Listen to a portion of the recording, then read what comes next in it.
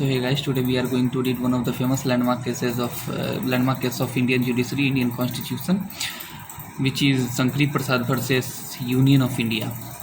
सबसे पहले इसका हम लोग बैकग्राउंड देखते हैं, इसका बैकग्राउंड क्या है। सबसे पहले बता दें कि संकरी प्रसाद थे कौन। संकरी प्रसाद बिहार के एक समझिए तो एक जमींदार ही कह सकते हैं उनको, जमींदार और एक ऐसे मतलब आदमी थे जिनके पास बहुत सारा ज़मीन हुआ करता था।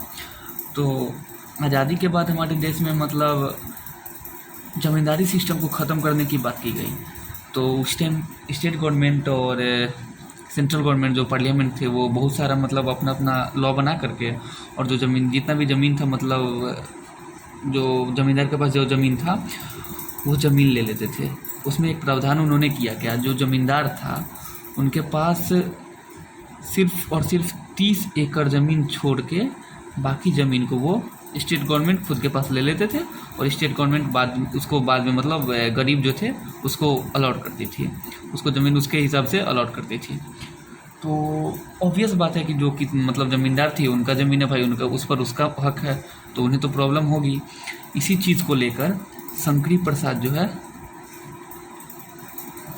पटना हाई कोर्ट पहुँचे। Patna high court.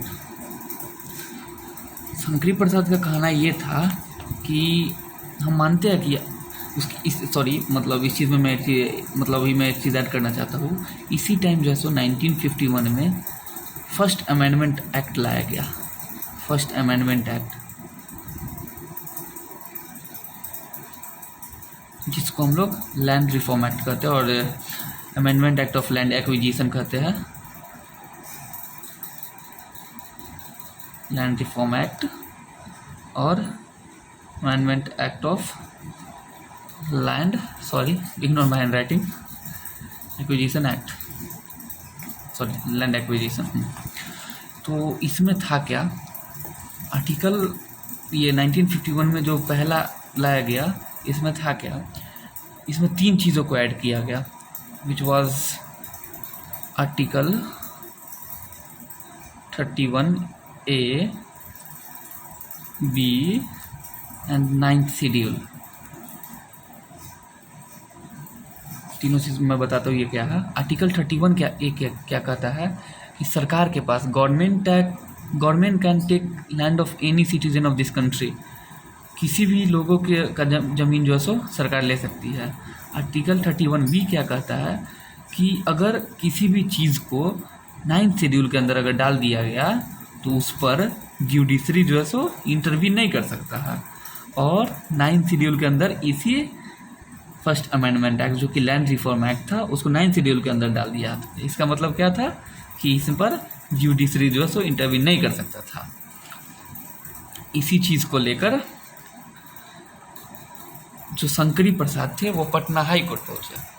Patna high court जो जजमेंट दिया वो बोला क्या कि ये जो लॉ है, ये जो अमेंडमेंट एक्ट है, ये जो अमेंडमेंट एक्ट है, फर्स्ट अमेंडमेंट एक्ट 1951, ये अनकॉन्स्टिट्यूशनल है, मतलब ये असंवैधानिक है।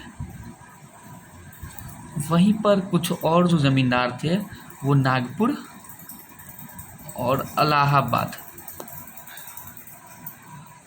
ये दोनों हाई कोर्ट में गए और इन दोनों हाई कोर्ट का क्या इस पर बयान आया। इन दोनों हाई कोर्ट ने कहा कि ये जो अमेंडमेंट एक्ट है ये कॉन्स्टिट्यूशनल है। तो अब सोचिए कि यहाँ पर समझिए तो एक ही विंग का 2 बॉडी है, मतलब एक ही बॉडी का 2 विंग है, एक ही बॉडी का 2 विंग है।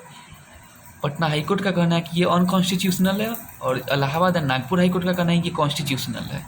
तो यहाँ पर सुप्रीम कोर्ट में को इंटरवीन करना पड़ा। सुप्रीम कोर्ट में ये केस गया। सुप्रीम कोर्ट में जब ये केस गया तो सुप्रीम कोर्ट का कहना था, सुप्रीम कोर्ट का क्या कहना है, सुप्रीम कोर्ट कहता है कि ये हम मानते हैं कि 368 आर्टिकल जो है, ये 368 आर्टिकल जो है, और मैं इसमें एक चीज़ और ऐड करना चाहता हूँ। ये संकरी प्रसाद जो थे उनका एक ये भी कहना था कि ये जो फंडामेंटल राइट का यहाँ पर वायलेशन हो रहा है। अब बताते हैं कि ये फंडामेंटल राइट का वायलेशन क्यों हो रहा है। ये जो लैंड रिफॉर्म एक्ट लाया गया इसमें मतलब किसी भी आदमी का लैंड मतलब स्टेट गवर्नमेंट ले लेता था। अगर स्टेट गवर्नमेंट किसी भी आदमी का लैंड ले रही है तो उस टाइम 1951 में फंडामेंटल राइट में राइट टू प्रॉपर्टी जो था वो फंडामेंटल राइट था, तो यहाँ पर फंडामेंटल राइट वायलेट हो रहा है। और आर्टिकल 368 क्या कहता है? आर्टिकल 368 कहता है कि गवर्नमेंट जो है सो ये मतलब लॉ को जो है सो कॉन्स्टिट्यूशन को जो अमेंड कर सकता है। लेकिन यहाँ पर गवर्नमेंट तो ये भी कहा गया था कि फंडामेंटल राइट को अमेंड नहीं कर सकता है, तो यहाँ पर तो राइट टू प्रॉपर्टी को अगर वायलेट किया जा रहा है तो यहाँ पर फंडामेंटल राइट को वायलेट किया जा रहा है। ये शंकरी प्रसाद का मानना था, इसलिए वो पटना हाईकोर्ट में गए, जिसके कारण पटना हाईकोर्ट ने ये उस पर बयान दिया कि ये कॉन्स्टिट्यूशनल है। वहीं नागपुर एंड इलाहाबाद हाईकोर्ट ने बयान दिया कि ये अनकॉन्स्टिट्यूशनल है, और पटना हाईकोर्ट का क्या बयान था कि ये अनकॉन्स्टिट्यूशनल है, और नागपुर एंड इलाहाबाद हाईकोर्ट का बयान था कि ये कॉन्स्टिट्यूशनल है। तो ये केस जो है सो अब सुप्रीम कोर्ट पहुँचती है, सुप्रीम कोर्ट में केस पहुँचती है। तो सुप्रीम कोर्ट का क्या कहना है कि ये तो एक अमेंडमेंट एक्ट है, ये जो है ये अमेंडमेंट एक्ट है, ये तो कोई लॉ नहीं है, ये अमेंडमेंट एक्ट है, ये लॉ नहीं है। तो ये जो आर्टिकल 13 जो है, आर्टिकल 13 क्या कहता है कि फंडामेंटल राइट को वायलेट नहीं करने देगा, ये फंडामेंटल राइट को वायलेट नहीं करने देगा। तो ये सुप्रीम कोर्ट का क्या कहना है कि ये अमेंडमेंट एक्ट है, ये लॉ तो है नहीं। और आर्टिकल 13 जो है, ये आर्टिकल 13 ये लॉ पर लागू होता है, यहाँ पर अमेंडमेंट तो एक्ट है, ये लॉ तो है नहीं। तो ये बोला कि आर्टिकल 13 जो है सो अमेंडमेंट एक्ट पर लागू नहीं हो सकता है। सुप्रीम कोर्ट का कहना था कि ये आर्टिकल 13 जो है अमेंडमेंट एक्ट पर लागू नहीं हो सकता है। इस चीज़ को जो है सो सुप्रीम कोर्ट जो है सो खारिज कर दिया, और ये इसी तरह से फर्स्ट अमेंडमेंट एक्ट हुआ था। इसके बाद से समझिए तो बहुत सारा पावर मतलब लेजिस्लेचर के पास आ गया था, मतलब माना जाने लगा था कि मतलब इंडिया में जो सो जुडिशरी का कोई पावर ही नहीं, लेजिस्लेचर के पास सारा पावर है। हम इस चीज़ को एक एग्जांपल से बताते हैं। वैसे इसी चीज़ को आगे मतलब गोलकनाथ केस जो हुआ था, गोलकनाथ वर्सेस स्टेट ऑफ शायद पंजाब था, उसका स्टेट ऑफ इंडिया हो गया था। उस केस में इसी चीज़ को मतलब ये सुप्रीम कोर्ट जो सो अपना बात को पलट दिया था, और सुप्रीम कोर्ट क्या बोला था कि गवर्नमेंट जो है सो किसी भी चीज़ को अमेंड कर सकता है एक्सेप्ट फंडामेंटल राइट्स। यहाँ पर फंडामेंटल राइट्स को अमेंड नहीं कर सकता है। यही मतलब गोलकनाथ केस में था। उसके बाद केशवानंद भारती केस आया, केशवानंद भारती केस में भी सुप्रीम कोर्ट ने अपना बयान बदला। इसी तरह चलता गया, ऐसे ही इंडियन कॉन्स्टिट्यूशन में अमेंडमेंट होता है, चलता रहता है।